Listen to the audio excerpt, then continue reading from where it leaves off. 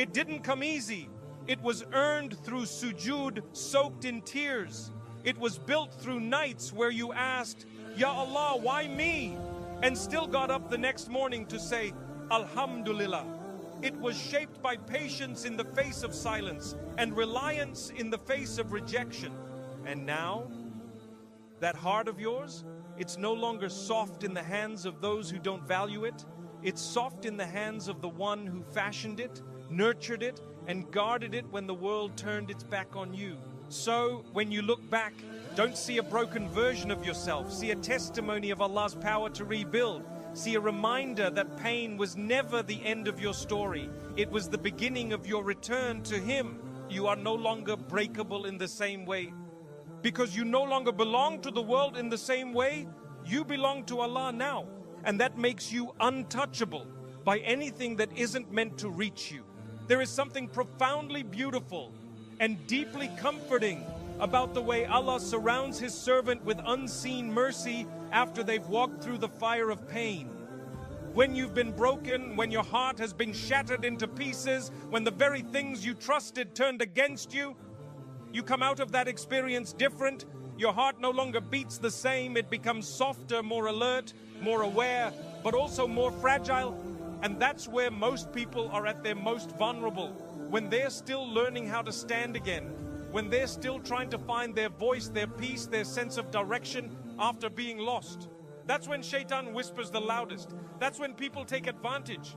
That's when one careless word, one unexpected disappointment, one emotional blow can reopen wounds that were barely beginning to heal. But subhanAllah, Allah never abandons His servant in that moment. When He heals you, He doesn't just put you back together, He reinforces you. He doesn't just soothe your pain, He shields your future. He doesn't just wipe your tears, He places you under His divine care where no one can harm you the same way again. And this divine protection, it's not something the world can see. You won't always notice it yourself. There's no flashing sign, no announcement, but slowly, silently, with unmatched mercy, Allah begins to place distance between you and anything that could harm your heart again. People who once drained your spirit begin to drift away. Habits that once broke you begin to feel heavy and unnatural. Doors you were once desperate to open remain closed, and your heart finally says, Alhamdulillah. Because you begin to see what you couldn't see before, that Allah wasn't just healing your past, He was securing your future.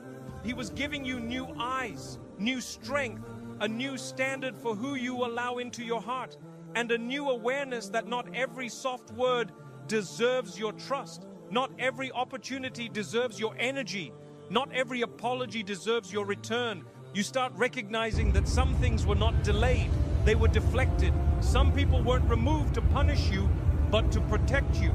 Some closed chapters weren't the end of your story, they were the mercy of your author. And that kind of protection, the kind that only Allah can give, doesn't shout. It doesn't need validation. It doesn't come wrapped in luxury or loud affirmations. It comes in a strange calmness when things fall apart.